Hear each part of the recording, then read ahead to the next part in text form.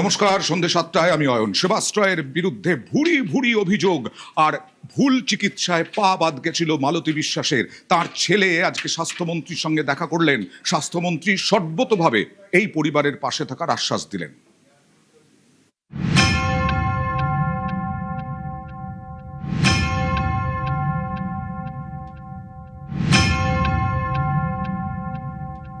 সেবাশ্রয়ের নামে শুধু আমি নয়, আমার মতন বিভিন্ন মানুষ অসুস্থ হয়ে পড়েছে, ঠকে গেছে। ভুল চিকিৎসার জন্য আজ আমার পা চলে গেল, আমি পঙ্গু হয়ে গেলাম। তিনি যেন আমার বিষয় যেন সুবিচার করেন, আমি তার কাছে এই প্রার্থনা করি। স্বাস্থ্য দপ্তর অলরেডি একটা ফাইল শুরু করেছে সেবাশ্রয়ের ব্যাপারে। সেটা এনকোয়ারি কমিটিও তৈরি হবে। মাননীয় মুখ্যমন্ত্রী শুভেন্দু অধিকারীর সঙ্গে আমি কথা বলেই সব শুরু করব। খুব স্বচ্ছতার সঙ্গে তদন্ত হবে। পশ্চিমবঙ্গের জনগণকে নির্বাচনের একটি প্রক্রিয়ার মাসুল দিতে হচ্ছে। ক্ষুদ্র নির্বাচনী লাভের জন্য সাংসদ অভিষেক বন্দ্যোপাধ্যায় করেছেন। সেবাশ্রয়, সেবার আশ্রয়, তার বিরুদ্ধে অভিযোগের পাহাড়। তালিকায় নয়া সংযোজন মহেশতলার মালতী বিশ্বাস। তাঁর অভিযোগ, সেবাশ্রয়ে ভুল চিকিৎসার জেরেই তার পা কেটে বাদ দিতে হয়েছে। গত বৃহস্পতিবার প্রথমেই খবর দেখায় নিউজ 18 বাংলা এক্সক্লুসিভ। এবার মালতী বিশ্বাসের প্রেসক্রিপশন এবং চিকিৎসার নথি নিয়ে সোমবার স্বাস্থ্য ভবনে তাঁর ছেলে দেখা করলেন স্বাস্থ্যমন্ত্রী শারদ মুখোপাধ্যায়ের সঙ্গে। সত্যি আমি খুবই আনন্দিত। আজকে একজন পূর্ণ মন্ত্রী অনারেবল হেলথ মিনিস্টারের সঙ্গে আমি দেখা করলাম। সর্বপ্রথম হাত জোর করে বললেন যে মাকে বলবেন ক্ষমাপ্রার্থী, যেই ভুল করুক না কেন আমি ক্ষমাপ্রার্থী চাই। আর তিনি আশ্বাস দিলেন যে নতুন করে স্বাস্থ্য দপ্তর থেকে ফাইল তৈরি করে মুখ্যমন্ত্রীর সাথে কথা বলে মুখ্যমন্ত্রীর তহবিল থেকে তিনি সাহায্য সহযোগিতার হাত বাড়িয়ে দেবেন। সাথে যেন পূর্ণাঙ্গভাবে এই যে দুর্ঘটনা যাতে তদন্ত হয় তার জন্য উনি আশ্বাস দিলেন। যে ভাষায় চিকিৎসাপত্রটা লেখা, সেই লেখাটা দেখে মনে হলো না কোনো মডার্ন মেডিসিনের কেউ দেখেছে বা লিখেছে। হাতুড়েরও লেখা হতে পারে। ওষুধের ডোজ নিয়ে যথেষ্ট সংশয় রয়েছে আমার। যখনই সেবাশ্রয়ে চিকিৎসা করতে উনি যেতেন, সেই সময় ওনার mobile phone, pen, belt, pocket থেকে মানি ব্যাগ, কয়েন সব সরিয়ে নেওয়া হতো। সবাইয়ের ক্ষেত্রে করা হতো। এতই যদি সন্দেহভাজন হয়ে থাকে রোগীর পরিবার, তাহলে এটাকে সেবা বলা হয় না, আশ্রয় তো নই। তদন্ত শুরু হয়ে গেছে, আরো তদন্ত গাঢ় হবে। বিচার চাইছেন, প্রচুর খরচা হয়েছে, 1.5 লক্ষ টাকা। মাননীয় মুখ্যমন্ত্রী শ্রী শুভেন্দু অধিকারীর কাছে মুখ্যমন্ত্রী রিলিফ ফান্ডে আমি একটু হেল্প করে দেবো, অ্যাপ্লাই করতে, আর্থিক সহায়তা যদি পান। প্রস্থেসিসের ব্যবস্থা করে দেওয়া হয়েছে, ফিজিওথেরাপির ব্যবস্থা করে দেওয়া হবে। আমাদের তরফ থেকে, পশ্চিমবঙ্গ রাজ্য সরকারের স্বাস্থ্য দপ্তরের তরফ থেকে যা যা সহযোগিতা 100% করা হবে।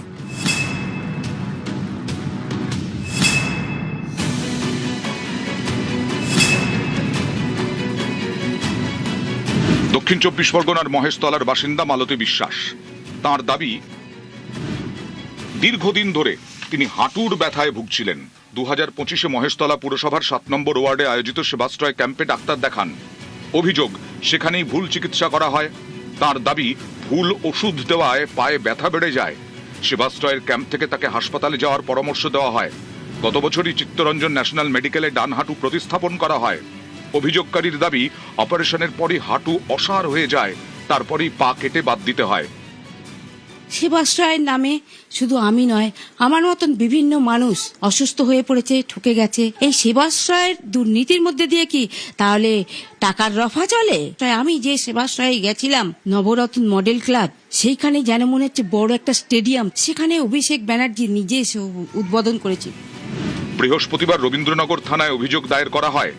এই ঘটনায় ডায়মন্ড হারবারের তৃণমূল সাংসদ অভিষেক বন্দ্যোপাধ্যায় সহ 11 জনের নামে এফআইআর করা হয়।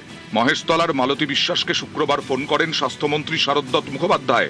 এরপরেই সোমবার স্বাস্থ্য ভবনে মালতী বিশ্বাসের ছেলে। পাশে থাকার আশ্বাস স্বাস্থ্যমন্ত্রীর। বিচার চাইছেন, প্রচুর খরচা হয়েছে, 1.5 লক্ষ টাকা। মাননীয় মুখ্যমন্ত্রী শ্রী শুভেন্দু অধিকারীর কাছে মুখ্যমন্ত্রী রিলিফ ফান্ডে আমি একটু হেল্প করে দেবো, অ্যাপ্লাই করতে, আর্থিক সহায়তা যদি পান। প্রস্থেসিসের ব্যবস্থা করে দেওয়া হয়েছে, ফিজিওথেরাপির ব্যবস্থা করে দেওয়া হবে। আমাদের তরফ থেকে, পশ্চিমবঙ্গ রাজ্য সরকারের স্বাস্থ্য দপ্তরের তরফ থেকে যা যা সহযোগিতা 100% করা হবে। নিউজ 18 বাংলা। সিপিআইএম নেতা লাহেক আলীর 8 দিনের পুলিশ হেফাজত দিল আদালত। এবং এই লাহেক আলীকে বিভিন্ন খুনের অভিযোগ দেওয়া হয়েছে, উস্কানি দেওয়া হয়েছে, অশান্তিতে ইন্ধনের অভিযোগ দেওয়া হয়েছে। আদালত থেকে বেরোনোর পর লাহেক আলী কি বললেন দেখুন।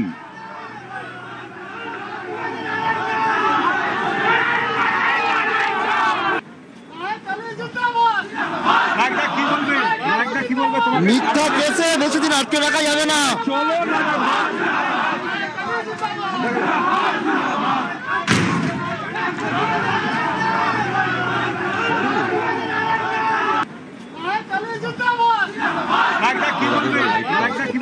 মিথ্যা কেসে বেশি দিন আটকে রাখা যাবে না।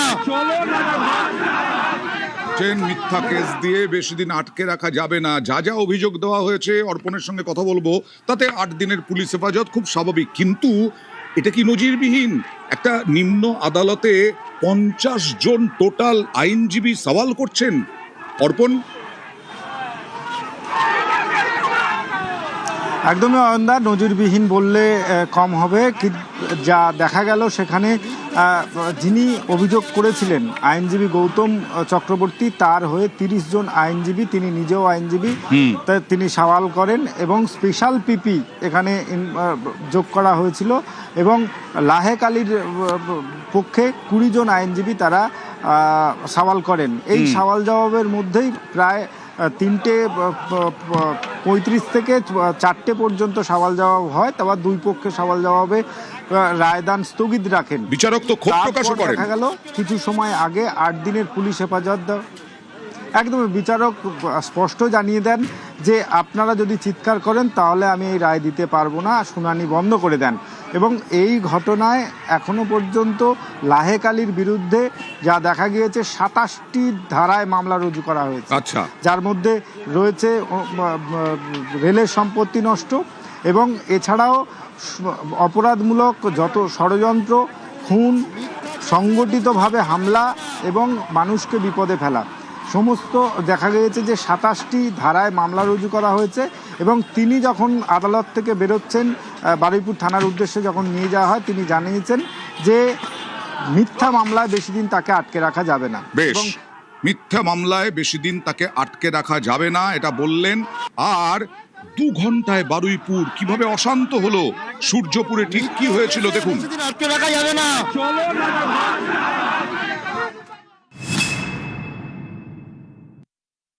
গত 5ই জুলাই দক্ষিণ 24 পরগনার বারুইপুরে নির্যাতিতা নাবালিকার দেহ উদ্ধার হয়েছিল একটা পুকুর থেকে, বস্তাবন্দি দেহ। শনিবার থেকেই নিখোঁজ ছিল সেই নাবালিকা। এরপর আমরা দেখেছিলাম যে বারুইপুরে প্রতিবাদ শুরু হয়। একটু ফিরে তাকালে দেখা যাবে যে মাত্র 2 ঘন্টায় কিভাবে বারুইপুরের ছবিটা একেবারে বদলে গিয়েছিল। শান্তিপূর্ণ প্রতিবাদ থেকে তুমুল অশান্তি শুরু হয়েছিল। রবিবার মাত্র 2 ঘন্টায় এভাবেই বদলে যায় বারুইপুরের ছবি। সকাল 8:30 থেকে রাস্তা অবরোধ শুরু হয়। সকাল 10:30টায় সূর্যপুর হাটে মাইকিং হয়। আর অভিযোগ, মাইকিং এর পরই অশান্তি শুরু। 10:45, সকাল 10:45-এ ইন্দ্রজিৎ মণ্ডল, তাকে বাড়ি থেকে বের করে নিয়ে যায় উন্মত্ত জনতা। তারপর কি হয়েছিল সবার জানা। শুধুমাত্র সন্দেহের বশে পিটিয়ে খুন করা হয়েছিল ইন্দ্রজিৎ মণ্ডলকে।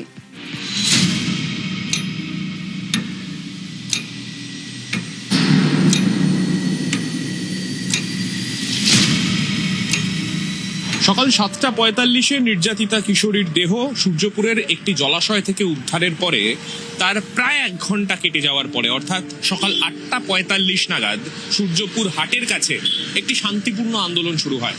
মূলত এই কিশোরীর পরিবার এবং তার পাশাপাশি স্থানীয় লোকজন তারা সেই আন্দোলনে অংশ নেন। তাদের দাবি ছিল যে অভিযুক্তদের নাম সামনে আসছে তাদেরকে দ্রুত গ্রেফতার করতে হবে এবং দোষীদের শাস্তির দাবি জানিয়ে তারা সেই মুহূর্তে অবরোধ করেন এই রাস্তা।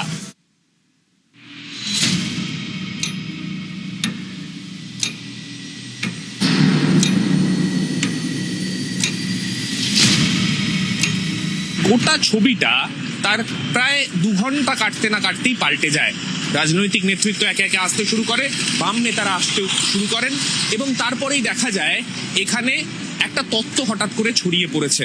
তাদের মধ্যে থেকেই ঘোষণা হচ্ছে বিজেপি আরএসএস এর মদত দেওয়ার জন্য যারা অভিযুক্ত তাদেরকে আড়াল করা হচ্ছে, তাদেরকে ছাড়িয়ে নিয়ে যাওয়া হচ্ছে পুলিশের হাত থেকে। এই তথ্য সামনে আসতেই যে জনতা যারা এখানে এতক্ষণ শান্তিপূর্ণভাবে আন্দোলন করছিলেন তারা উত্তেজিত হয়ে ওঠেন। তাদের বিভিন্ন দলে তারা ভাগ হয়ে তারা এদিক ওদিক ছুটতে শুরু করেন। একদল একদিকে চলে যায় সূর্যপুর স্টেশনের কাছে, আরেকটি দল পুলিশ ক্যাম্পের দিকে এগিয়ে যায় ভাঙচুর করার জন্য, আরেক দল এগিয়ে যায় সূর্যপুর ব্রিজের দিকে, যেখানে ইন্দ্রজিৎ মণ্ডলের বাড়ি। এই গোটা ঘটনা যখন চলছে, রাস্তা অবরুদ্ধ, পুলিশের ঢোকার রাস্তা কার্যত বন্ধ।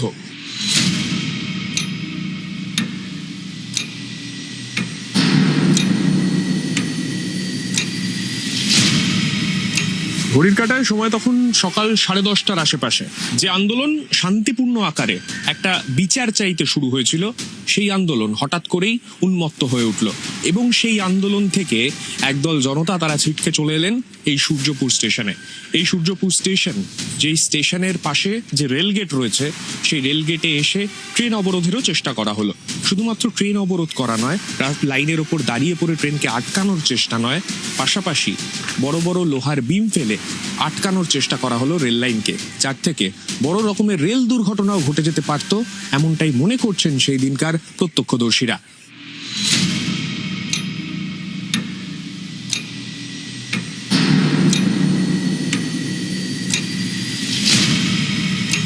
ঘড়ির কাঁটায় সময় তখন 11:15। সেই সময় উন্মত্ত জনতা হঠাৎ করেই আক্রমণ করে ইন্দ্রজিৎ মণ্ডলের বাড়িতে। তাদের উদ্দেশ্য একেবারে স্পষ্ট ছিল, পূর্ব পরিকল্পিত, যে এই বাড়ি থেকে ইন্দ্রজিৎ মণ্ডলকে টেনে বের করা এবং তাকে সেখানে মারধর করা। সেখান থেকে তাকে বের করার পর প্রায় আধ ঘন্টা 11:15 পর্যন্ত নৃশংস মারধর করা হয় ইন্দ্রজিৎ মণ্ডলকে। নিজের ছেলেকে সেই সময় বাঁচাতে গিয়ে আক্রান্ত হন তার বাবাও, কিন্তু তা সত্ত্বেও তিনি নিজের ছেলেকে বাঁচাতে পারেননি। 11:15 পরে মৃত্যুর কোলে ঢলে পড়ে ইন্দ্রজিৎ। এই সময়টাতে ইন্দ্রজিৎকে বাঁচাতে, যাতে পুলিশ তার আরো অতিরিক্ত ফোর্স সেখানে না পাঠাতে পারে, সেই জন্য একেবারে সুপরিকল্পিতভাবে এই রাস্তার বিভিন্ন ট্যাকটিক্যাল পয়েন্টগুলোকে অবরুদ্ধ করে দেওয়া হয় এবং পাশাপাশি যে বাইলেনগুলো রয়েছে, যেগুলো দিয়ে গ্রামের ভেতর দিয়েও পুলিশ ঘুরে আসতে পারত, সেই রাস্তাগুলোকেও একেবারে পরিকল্পিতভাবে বন্ধ করে দেওয়া হয় সেই সময়। একটা ভিডিও ভাইরাল হয়। এই ভিডিওয়ে সিপিআইএম নেতা লাহেক আলীকে দেখা যায়। রবিবার 5 তারিখ এই ভিডিওতে কি বলছেন লাহেক আলী দেখুন।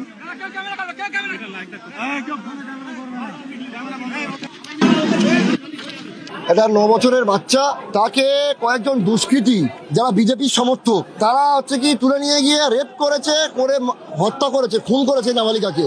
এলাকাবাসী তাদেরকে, এই সমস্ত হত্যাকারীদেরকে যখন ধরে থানায় তুলে দেয়, ক্যাম্পে এসে এখানকার বিজেপির নেতা শান্তনু মণ্ডল, সে তার নির্দেশে পুলিশ ওই অভিযুক্তদের ছেড়ে দিল। এলাকাবাসী, সমস্ত এলাকাবাসী রাস্তায় নেমেছে। এই অভিযুক্তদের অবিলম্বে অ্যারেস্ট করতে হবে। অভিযুক্ত পুলিশ অফিসার যে এদেরকে ছেড়ে দিল, তাকে সাসপেন্ড করতে হবে। আর এই বিজেপি নেতা শান্তনু মণ্ডল যে এই অপকর্মকে প্রশ্রয় দিল, তাকে অবিলম্বে অ্যারেস্ট করে সমান শাস্তি দিতে হবে। উস্কানির অভিযোগে গ্রেফতার হয়েছেন লাহেক আলী। সিপিআইএম এর দাবি, তিনি প্রতিবাদী, উস্কানি দেননি। লাহেক আলী আমাদের বিধানসভা নির্বাচনে বারুইপুরে যিনি সিপিআইএম এর প্রার্থী ছিলেন, তাকে আজকে পুলিশ কিছুক্ষণ আগে বাড়ি থেকে তুলে নিয়ে এসছে, সম্ভবত গ্রেপ্তার দেখাচ্ছে, যার সঙ্গে বাস্তবের কোনো সম্পর্ক নেই। এটা রাজনৈতিক উদ্দেশ্য মনোভাবে, রাজনৈতিক উদ্দেশ্য প্রণোদিত হয়ে এই গ্রেপ্তার করা হয়েছে।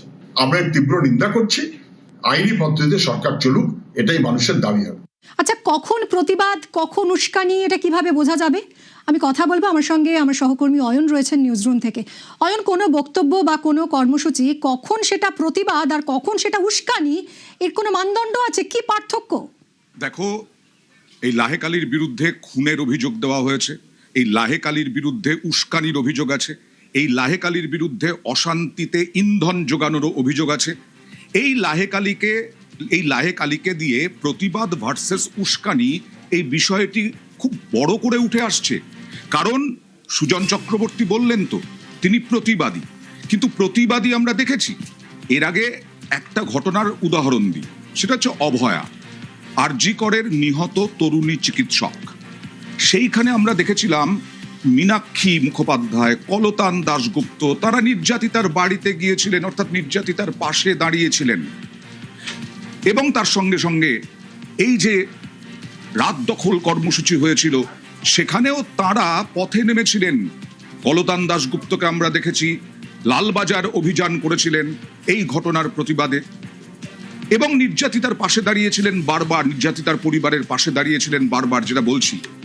কিন্তু লাহেক আলীর ক্ষেত্রে যে প্রতিবাদী, এই প্রতিবাদী তকমা কি খাটে, এই প্রশ্নটা কেন উঠছে? লাহেক আলী কি নির্যাতিতার পরিবারের পাশে দাঁড়িয়েছিলেন? লাহেক আলী কি গিয়েছিলেন ওই নির্যাতিতার পরিবারের সঙ্গে দেখা করতে? লাহেক আলী কি গিয়েছিলেন ইন্দ্রজিৎ মণ্ডল, যাকে উন্মত্ত জনতা বাড়ি থেকে টেনে বের করে খুন করলো, গিয়েছিলেন? একটাই উদাহরণ দেখাবো, যাননি। আমরা বলছি না, নির্যাতিতার দাদু বলছেন যাননি। দেখুন আগে। লাহেক আলী এসেছিল আপনাদের সঙ্গে কথা বলতে? লাহেক আলী কি আমি তো চিনি না, এর ওই ঘটনার পর থেকে অনেকজন আসলো, আমি তো চিনি না কারোর, কি করে বলবো এসেছিল কিনা এখন বলতে পারবো না। কে সিপিএম করে, কে কোন পার্টি করে ঠিক বলতে পারবো না। এসেছে তারা তো কেউ বলেন যে আমরা এই পার্টি করছি, বলেনি। কোনো নেতা হিসেবে এই ছেলেটি এসেছিল আদৌ? না, নেতা হিসেবে তো কেউ তো আসেনি আর বলেনি যে আমি নেতা, এ কথা বলেনি যে আমি সিপিএম নেতা কি বিজেপি নেতা, এ কথা বলেনি। মানে এই ছেলেটি, মানে আমি এর কথা বলছি, একে আপনার মনে আছে এসেছিল বলে? না, দেখিনি। পরিষ্কার হয়ে গেল লাহেক আলী জানিনি, লাহেক আলীকে চেনেনি না। যদি লাহেক আলী যেতেন ওই এলাকার বিধানসভার 26-এর প্রার্থী হয়েছিলেন, তার মানে নির্যাতিতার পরিবারের পাশে দাঁড়ালেন না এবং প্রতিবাদে রাস্তায় নামলেন না। তিনি প্রতিবাদী কোথায়? নির্যাতিতার প্রতিবাদ করেছিলেন, এই খুনের প্রতিবাদ করেছিলেন, ইন্দ্রজিৎ মণ্ডলকে খুনের প্রতিবাদ করেছেন এখনো পর্যন্ত। এইখানেই উদাহরণ চলে আসছে প্রতিবাদী ভার্সাস উস্কানি।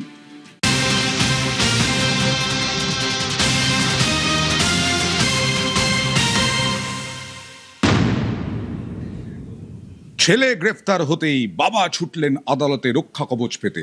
নির্মল ঘোষ, পানিহাটির প্রাক্তন বিধায়ক, তিনি নির্মল ঘোষ দোর্দণ্ড প্রতাপ নেতা, একটা সময় দোর্দণ্ড প্রতাপ, বিরাট দুর্নীতির, ভুরি ভুরি দুর্নীতির অভিযোগ। ছেলে আজকে গ্রেফতার হলেন, তীর্থঙ্কর ঘোষ, বিজেপির কাছে পরাজিত প্রার্থী, তৃণমূলের পানিহাটিতে 26-এর ভোটে আজকে গ্রেফতার হলেন নির্মল ঘোষ। সঙ্গে সঙ্গে ছুটলেন রক্ষা কবচে হাইকোর্টে। 3টি মামলায় রক্ষা কবচে হাইকোর্টে নির্মল। মামলা বিচার্য তালিকায় অন্তর্ভুক্ত হলে শোনা হবে, কোনো তাড়াহুড়োর প্রয়োজন নেই, মন্তব্য বিচারপতি সৌগত ভট্টাচার্যের। আর তারপরে কি হল, তার আগে কি হলো, গা ঢাকা দিয়েও শেষ রক্ষা হলো না।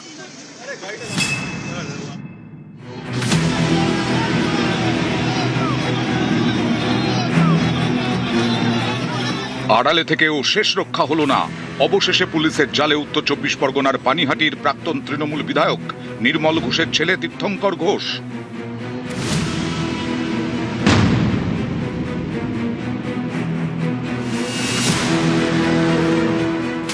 26-এর বিধানসভা ভোটে পানিহাটিতে তৃণমূলের প্রার্থী ছিলেন তীর্থঙ্কর।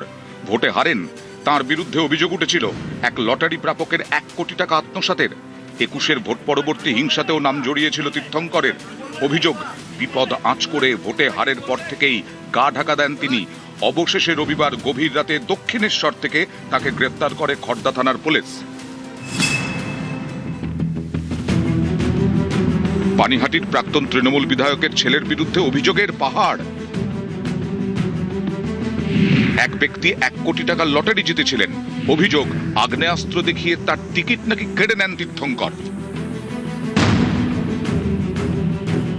নির্মল ঘোষ আমার কাছ থেকে কেড়ে নেয় এটা। আমাকে বন্দুক দেখিয়ে ভয় দেখানো হয়েছিল, তোকে মেরে দেবো, জানে মেরে দেবো। টিকিটটা আমার বুক পকেটেই ছিল, কেড়ে নেয় আমার কাছ থেকে টিকিটটা তখন। নির্মল ঘোষের বাড়িতে হয়েছে এটা, 1 কোটি টাকার টিকিট ছিল ওটা। এখানেই শেষ নয়, তীর্থঙ্করের বিরুদ্ধে 21-এ ভোট পরবর্তী হিংসায় জড়িত থাকার অভিযোগও উঠেছিল।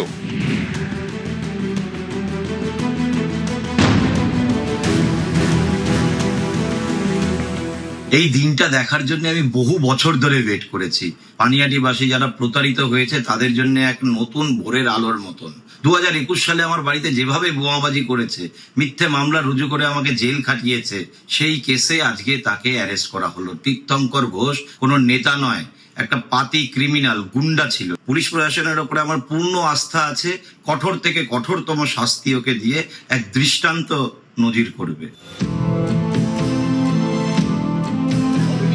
অভয়াকাণ্ডে পানিহাটির তৎকালীন তৃণমূল বিধায়ক নির্মল ঘোষের বিরুদ্ধে সরব হয়েছিলেন অভয়ার মা বাবা।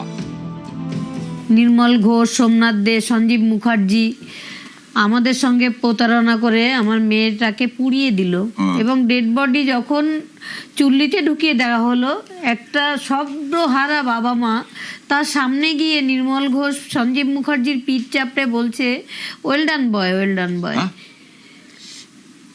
এটা আমরা নিজে চোখে দেখেছি। এখন পানিহাটির বিধায়ক অভয়ার মা রত্না দেবনাথ, নির্মলের ছেলে জেলে, পুলিশের স্ক্যানারে বাবা।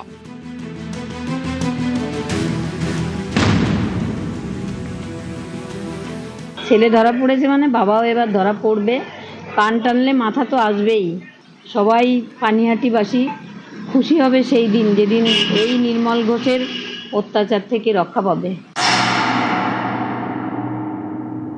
তীর্থঙ্কর যে অত্যাচার, এগুলো তো আমরা দেখেছি প্রকাশ্যে, কারণ ওদের সময় ওরা যা খুশি তাই করে গেছে। বোমাবাজি, মানুষের ওপর, নিরীহ মানুষের ওপর অত্যাচার, কোনো কিছু ছিনিয়ে নেওয়া। অ্যারেস্ট হয়েছে, ভালো হয়েছে, মানুষের নিস্তার পাবে। এদিন আদালতে তোলার সময় ডিম ছোড়া হয় তীর্থঙ্কর ঘোষকে লক্ষ্য করে।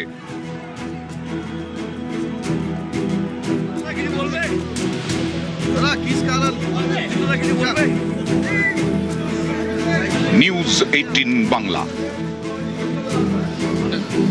এখনো চলছে ডিম ছোড়া। যেমন বোলপুরে তৃণমূলের এক নেতা বোলপুর আদালতের মধ্যে একেবারে বেধড়ক মার, ডিমও খেতে হলো। বেধড়ক মার খেলেন এই তৃণমূলের উপপ্রধান। 21-এর ভোট পরবর্তী অশান্তিতে অভিযুক্ত এই তৃণমূল নেতা 21-এর ভোট পরবর্তী অশান্তিতে উপপ্রধানকে বেধড়ক মারধর। 21-এর ভোট অশান্তিতে গতকালই তিনি ধরা পড়েছেন।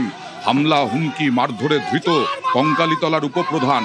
আদালত চত্বরে টিএমসি নেতাকে লক্ষ্য করে ডিম, আর বিজেপি বলছে জুলুমের জেরেই জনরোষ।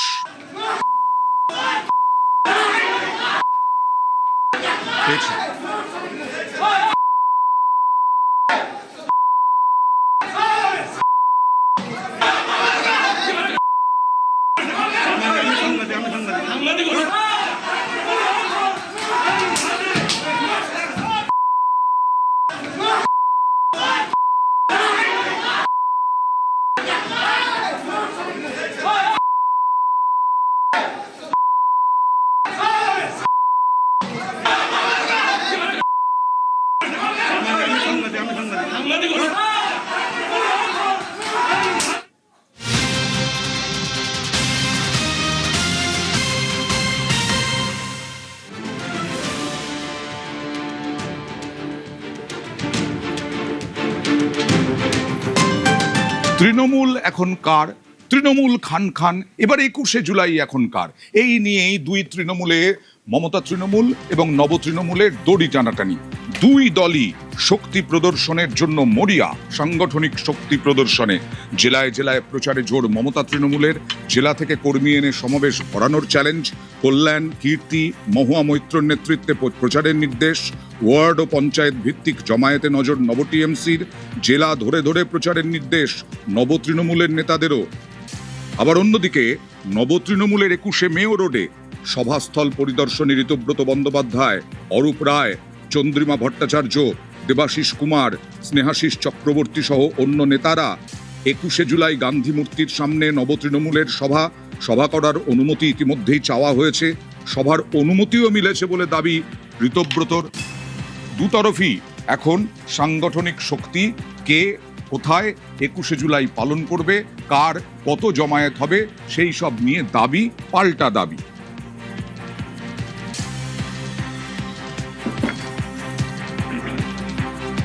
আমাদের পুলিশ আমাদের কনসেন্ট দিয়েছেন, আমরা সেই মতো গান্ধীমূর্তির পাদদেশে আমরা 21শে জুলাই করব বলে আমরা তৃণমূল কংগ্রেসের বর্ধিত সভায় কর্মসমিতির বৈঠকে আমরা সিদ্ধান্ত নিয়েছি। এবং আজকে যদি আমরা প্রস্তুতি শুরু না করি, মাত্র 7 দিনের মধ্যে এত বড় প্রোগ্রাম সফল করা যাবে না। তাই আজকে থেকেই আমরা মঞ্চ শুরুর কাজ শুরু করব। ক্ষমতায় যখন ছিলাম না তখন 21শে জুলাই হয়েছে। শুধু ক্ষমতা তো 15 বছর। যখন যুব কংগ্রেস করতাম তখনও 21শে জুলাই করেছি। সরকারি কিছু বিধিনিষেধ আছে, আমরা এখানে করছি। এইখানে কিরকম লোক আপনারা এক্সপেক্ট করছেন? শহীদ তর্পণে যারা আসবে, যারা শহীদদের শ্রদ্ধা জানাতে আসবে, তারা এখানে আসবে।